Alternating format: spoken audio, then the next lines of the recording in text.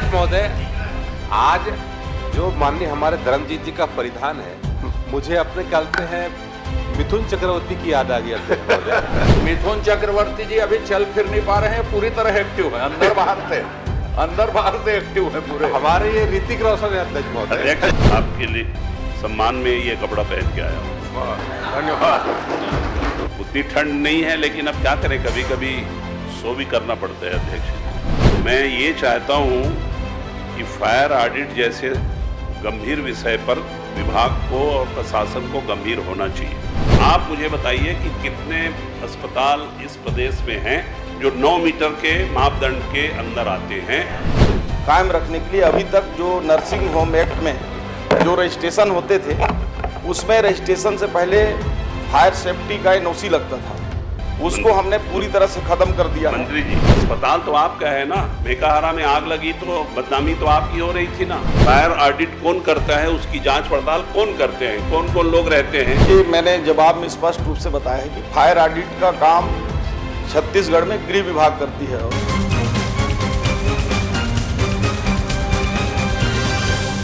श्री धर्मजीत जी, आप विशेष परिधान में आप आए हैं नए पहले वर्ष के पहले दिन, इसलिए आपको शुभकामना। अध्यक्ष महोदय, आज जो माननीय हमारे धर्मजीत जी का परिधान है, मुझे अपने कहते हैं मिथुन चक्रवर्ती की याद आ गई अध्यक्ष महोदय। ऐसा लगा कि आज फ्लोर पे कुछ रजत जयंती के अवसर कुछ परफॉर्म करने वाले। इस बार सांस्कृतिक कार्यक्रम है। भाई मिथुन चक्रवर्ती जी अभी चल फिर नहीं पा रहे हैं, पूरी तरह एक्टिव है, अंदर बाहर से एक्टिव है पूरे। हमारे ये ऋतिक रोशन है अध्यक्ष महोदय। अध्यक्ष जी, आज 1 साल हुआ है आपको अध्यक्ष बने। सबसे पहले मैं बधाई देना चाहता हूं। आप 15 साल मुख्यमंत्री रहे। आपने विनम्रता, शालीनता, धैर्य, गंभीरता से आपने प्रदेश का नेतृत्व किया। आप अभी न पक्ष हैं न विपक्ष हैं। आप निष्पक्षता से निष्पक्ष की कुर्सी पर बैठ करके सदन को चला रहे हैं। आपके नेतृत्व में ये सदन पूरे हिंदुस्तान में उत्कृष्ट और उत्कृष्टतम स्तर पर होगा, और इसीलिए आज मैं आपके लिए सम्मान में ये कपड़ा पहन के आया हूँ। धन्यवाद। उतनी ठंड नहीं है, लेकिन अब क्या करें, कभी कभी सो भी करना पड़ता है अध्यक्ष जी। और आज पहला साल था तो आपको रिसीव भी किए। अब मैं प्रश्न पूछ लेता हूं अध्यक्ष महोदय। मैं माननीय मंत्री जी आपसे ये पूछा हूं कि कितने अशासकीय अस्पताल और कितने शासकीय अस्पताल सरकार के पास लिस्टेड हैं। आपने बताया कि 1129 प्राइवेट अस्पताल आपके पास लिस्ट में हैं। सरकारी को रजिस्टर होना जरूरी नहीं है, लेकिन इस प्रदेश में प्राइवेट और गवर्नमेंट मेडिकल कॉलेज भी होगा जहां बहुत बड़ी संख्या में मरीज भर्ती होते हैं। और ये मामला है फायर ऑडिट का, क्योंकि रायपुर में मेकाहारा में भी आग लग चुकी है और एक और अस्पताल में कुछ लोग जिंदा जल गए थे। मैं किसी व्यक्तिगत अस्पताल के बारे में आपसे बात नहीं कर रहा हूं। मैं ये चाहता हूं कि फायर ऑडिट जैसे गंभीर विषय पर विभाग को और प्रशासन को गंभीर होना चाहिए। मरीज जो बेचारा कोमा में है, जो वहाँ पर भर्ती है, जो चल फिर नहीं पाता है, आपके फायर सर्टिफिकेट के आधार पर वहाँ निश्चिंत होकर रहता है। अचानक आग लगने से वो न हट सकता, न भग सकता, और कोई व्यवस्था नहीं होने के कारण वो बच नहीं सकता, जल जाता है। तो आपने ये कहा है 9 मीटर से अधिक ऐसे भवन जिसकी ऊंचाई 9 मीटर से अधिक हो, या जिसमें भूतल और ऊपरी 2 मंजिल हो, या 30 बिस्तर से अधिक वाले अस्पताल हों जिसमें कोई क्रिटिकल केयर यूनिट हो, तो फायर सेफ्टी प्रमाण पत्र लेना अनिवार्य है। इस प्रदेश में इस पैमाने पर कुल कितने अस्पताल हैं, उसमें कौन से सरकारी हैं और कौन से कितने संख्या में गैर सरकारी अस्पताल हैं, इस 9 मीटर के पैमाने पर जिस पर फायर सेफ्टी का सर्टिफिकेट लेना जरूरी है, उसकी आप संख्या बताने की कृपा करें। माननीय अध्यक्ष महोदय, इसी में संशोधित जवाब हम लोगों ने दे दिया है, और शायद आप तक नहीं पहुंची होगी। सुबह सुबह ही देने का प्रावधान कुछ रहता है। मैंने इधर कहा था कि भेज देंगे, फिर भी उसको मैं पढ़ देता हूं। शोधित उत्तर में सबसे अच्छी बात है कि आपने 13 तारीख को निर्देश जारी किया, इसी महीने 12 तारीख की। ये सबसे महत्वपूर्ण बात है, इतने जागरूक हैं। और ये उत्तर मुझे अभी यहाँ अध्यक्ष जी के बधाई के दौर में ही मुझे मिला। मैं तो पढ़ भी नहीं पाया हूँ, फिर भी मैं आपसे पूछ लेता हूँ। नहीं, 13 तारीख को नहीं, उससे पहले 20/11 को भी हमने आदेश जारी किए हैं। दोनों देखिए, इसी महीने में जारी किया है। हेड टेल दोनों देखिए, हमने इससे पहले 20/11 इसी महीने में जारी किया है, किया इसी महीने 13-12 को जारी हुआ है, 11वां तारीख को भी हुआ है, ये देख लीजिए। कोई बात नहीं, कोई बात नहीं। आपने जारी किया है, नहीं क्या जारी किया है, कितनी संख्या है, मैं ये पूछ रहा हूँ भाई अस्पतालों की। ये 9 मीटर वाले मापदंड में कितना है? 9 मीटर मापदंड 30 बेड जो हॉस्पिटल होगा उसकी संख्या बताइए ना।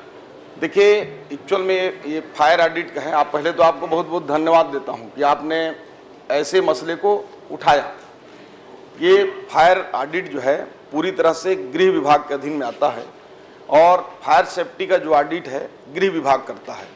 मैं सदन को बताना चाहूँगा कि माननीय विष्णुदेव साय जी की जो जीरो टॉलरेंस की सरकार है और सुशासन को कायम रखने के लिए अभी तक जो नर्सिंग होम एक्ट में जो रजिस्ट्रेशन होते थे उसमें रजिस्ट्रेशन से पहले फायर सेफ्टी का एनओसी लगता था, उसको हमने पूरी तरह से खत्म कर दिया है। मंत्री जी, आप मुझे सिर्फ मेरे प्रश्न का जवाब दे दीजिए कि इस 9 मीटर के मापदंड में सरकारी अस्पताल और गैर सरकारी अस्पताल कितने हैं जहां मरीज जाकर के इलाज कराते हैं और उसको फायर सेफ्टी का सर्टिफिकेट लेना जरूरी है?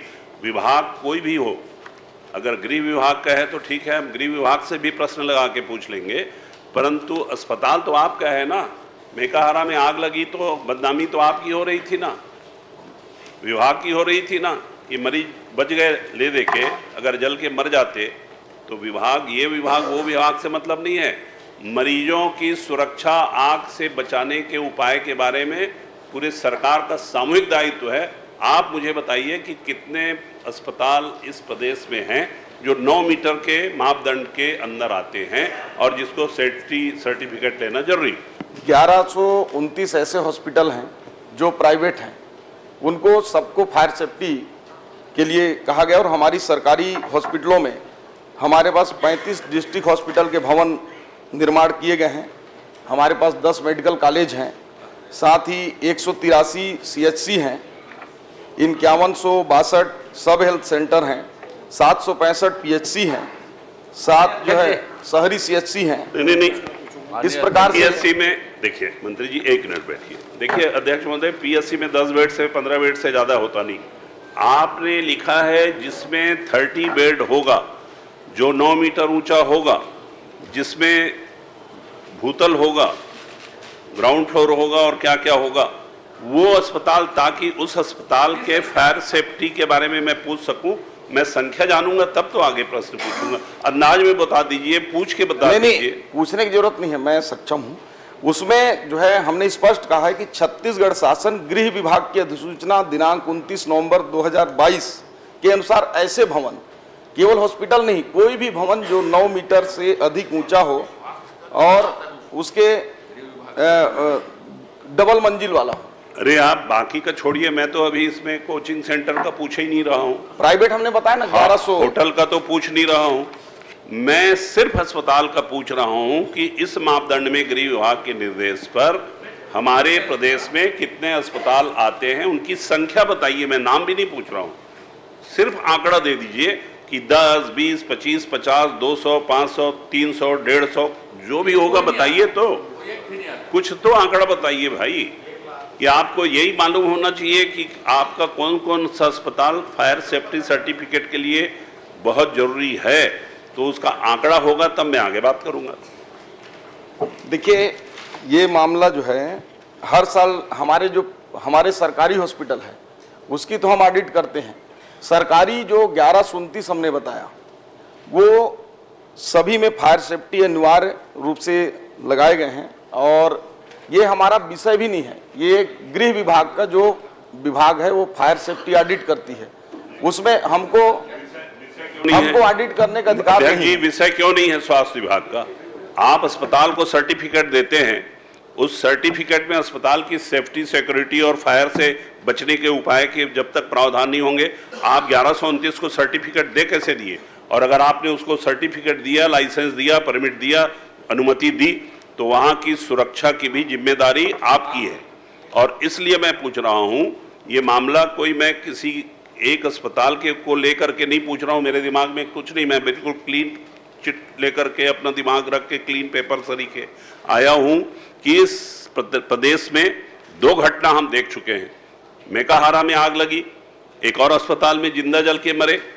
मैं किसी अस्पताल के बारे में नहीं बोल रहा हूं, मैं चाहता हूं कि इस प्रदेश के जितने भी अस्पताल हैं जहां मजदूर, जहां आदमी असक्त होकर भर्ती होता है, आग लगने की घटना में वो भग भी नहीं सकता है, वैसे स्थिति में फायर सेफ्टी का क्या इंतजाम है और उसके लिए आपके अस्पतालों की संख्या क्या है, ये बता दें तो मैं एक प्रश्न और पूछ के अपनी बात खत्म कर दूंगा।